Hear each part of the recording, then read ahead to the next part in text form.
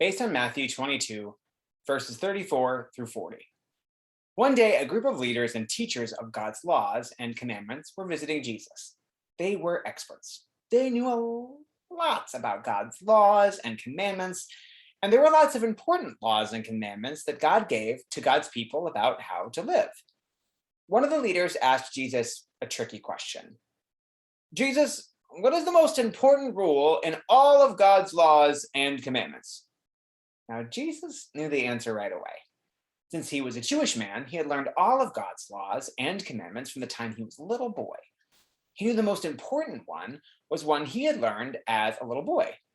It was from the book of Deuteronomy, and people called it Shema, because the first word of the law said Shema, which meant hear. It was from a law that everyone was to hear every day and throughout the day, from the time he was very young. Jesus heard this law and practiced saying it over and over again, so he would know it in his brain and in his heart.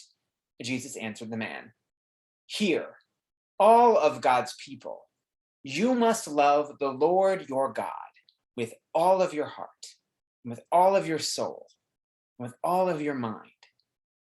The leaders and the teachers nodded their heads, and the leader who asked the question, he wasn't surprised because he knew this rule too. But then Jesus said something that surprised everyone. He said, "But there's a second most important rule, and it's a lot like the first one. You must love your neighbor just like you love yourself." All of God's laws depend on these two rules. Telling these leaders and teachers, experts in all of God's law and commandments, was very important. Jesus said that these two laws, this commandment of love, loving God and loving your neighbor, was the most important thing to follow.